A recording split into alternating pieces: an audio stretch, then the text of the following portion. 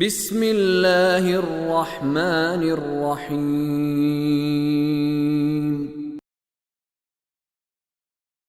وجاء من أقصى المدينة رجل يسعى قال يا قوم اتبعوا المرسلين اتبعوا من لا يسألكم أجرا وهم مهتدون وما لي لا أعبد الذي فطرني وإليه ترجعون أأتخذ من دونه آلهة إن يردني الرحمن بضر لا تغني عني شفاعتهم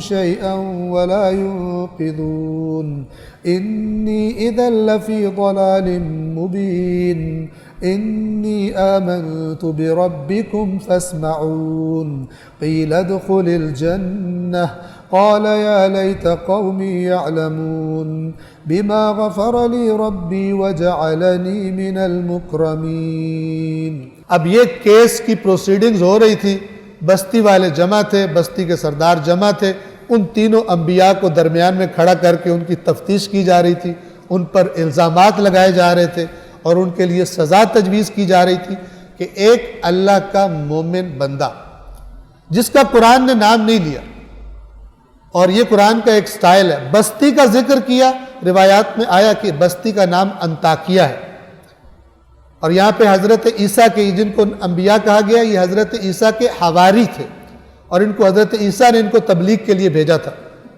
اللہ نے کہا ہم نے بھیجا، جو نبی کام کرے اللہ کے حکم سے کرتا ہے۔ اللہ نے نہ بستی کا نام لیا اور نہ اب جو اس شخص کا تذکرہ، اسے کہتے ہیں مومن، ایک مومن آل فرعون تھا، اسے کہتے ہیں مومن آل یاسین۔ یہاں پر روایات کے مطابق اس کا نام حبیب نجار ہے۔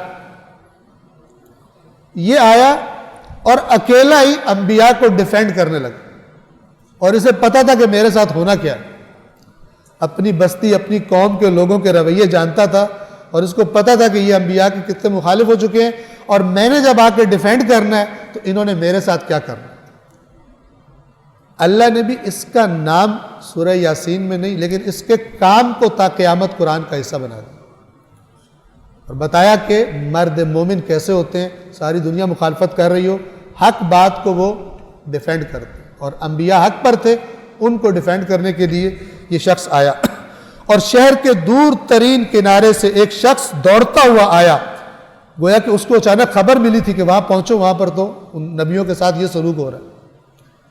تو وہ دوڑتا ہوا آیا اور بولا اے میری قوم، ان رسولوں کی پیروی کرو، ان کی اتباع کرو جو تم سے کوئی اجر نہیں مانگتے۔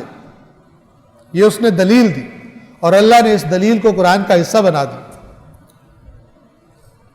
اس کی پیروی کرو جو تم سے کوئی اجر نہیں مانگتا، اور وہ راہ راست پر ہے، اور میں کیوں نہ اس ذات کی بندگی کروں جس نے مجھے پیدا کیا اور جس کی طرف تم سب کو پلٹ کر جانا ہے۔ کیا میں اس ذات کے علاوہ کسی اور کو معبود بناؤں؟ اب اس نے بات بھی کی اور اپنی طرف سے بھی نصیحت کرنے لگا کہ میں کیوں کسی اور کو تمہاری طرح اللہ کا شریک بناؤں؟ کیا میں اس ذات کے علاوہ کسی اور کو معبود بناؤں، جبکہ اگر وہ رحمان مجھے نقصان پہنچانے کا ارادہ کر لے تو ان کی شفاعت مجھے کوئی فائدہ نہیں دے سکتی، اور نہ وہ مجھے چھڑا سکیں گے۔ جنہیں تم اللہ کا شریک بنا رہے ہو وہ تو کچھ بھی نہیں کر سکتے، میں کیوں اللہ کو چھوڑ کر تمہاری طرح انہیں شریک بناؤں؟ اگر میں ایسا کروں گا تو میں صریح گمراہی میں مبتلا ہو جاؤں گا۔ میں تو تمہارے پروردگار پر ایمان لے آیا ہوں، لہٰذا میری بات سنو۔ اور کیا اس نے کہا تمہارے پروردگار پر، یعنی وہ صرف میرا نہیں ہے، ان نبیوں کا نہیں ہے، در حقیقت وہ ہم سب کا پروردگار ہے، ہم سب کو پالنے والا وہ ہے۔ تو میں تو تمہارے پروردگار پر ایمان لے آیا ہوں، لہٰذا میری بات سنو۔ اور اس سننے سے کیا مراد ہے؟ سن تو وہ رہے تھے، سننے سے مراد ہے کہ مانو۔ اس سے کہا گیا جنت میں داخل ہو جا۔ اس نے کہا کاش میری قوم کو اس بات کا علم ہوتا کہ میرے رب نے مجھے بخش دیا اور مجھے عزت والوں میں شامل کیا ہے۔ آپ توجہ فرمائیں، قرآن نے نہیں بتایا، لیکن ہمیں روایات سے پتہ چلا کہ اس نے جب یہ باتیں کی تو انہوں نے اسے قتل کر دیا۔ انہوں نے کہا کہ تو بڑا آیا، ہم جو نبی ہوں، جو اپنے آپ کو نبی کہہ رہے ہیں، ان کو نہیں لفٹ کرا رہے اور ان کا ہم علاج کرنے جا رہے ہیں، تو کہاں سے آیا ان کا دفاع کرنے والا؟ انہوں نے اس مرد مومن کو پکڑا اور شہید کر دیا۔ اللہ نے اس کی شہادت کا تذکرہ نہیں کیا، گویا کہ وہ تو چند لمحے تھے جو گزر گئے۔ اگلی بات کا ذکر کیا، کہا گیا جنت میں داخل ہو جا، قیل ادخل الجنہ، یعنی یہیں سے سیدھا تو جنت میں داخل ہو جا۔ اور یہ دیکھیے کہ جو مومن ہوتا ہے کتنا مخلص ہوتا ہے، نبی کی تو بات ہی کچھ اور ہے، مومن کتنا مخلص ہوتا ہے۔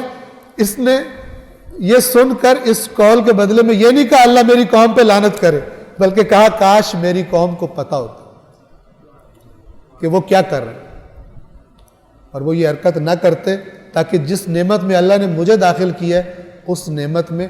اور یہی سبب تھا کہ رسول اللہ پتھر بھی کھا لیتے تھے پھر بھی سمجھاتے رہتے تھے۔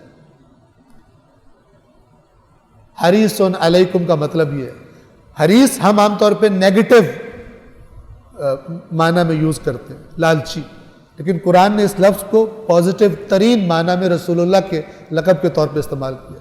ہم نے ایک ایسا رسول بھیجا ہے جو حریص علیکم۔ اب حریص کا معنی آپ کو پتہ ہے، یہ حریص ہے کہ تم جنت میں جاؤ، لہذا تمہارے رویوں کو خاطر میں نہیں لاتا، پھر بھی تمہیں نصیحت کرتا ہے۔ تم جو مرضی کہتے ہو پھر بھی تمہارے لیے دعائیں کرتا ہے، پھر بھی تمہارے لیے تڑپتا ہے۔ بہترین امتی وہ ہے کہ جس کے دل میں انسانیت کی نجات کی تڑپ ہو، انسانیت کی مشکلات کا احساس کرتا ہو، اپنے نبی کے نقش قدم پر چلتا ہو۔ ورنہ یہ نسبت خدا جانے کیسی نسبت کہ نبی کی زندگی، نبی کی سیرت کو نہ دیکھا جائے، نبی والے درد اپنے دل میں پیدا نہ کیے جائیں، نبی کے نقش قدم پر نہ چلا جائے، اس کے اہداف والے راستے پر نہ چلا جائے، اور ادھر ادھر کی باتوں میں زیادہ ان کو اہم سمجھا جائے۔ صدق اللہ العلی العظیم۔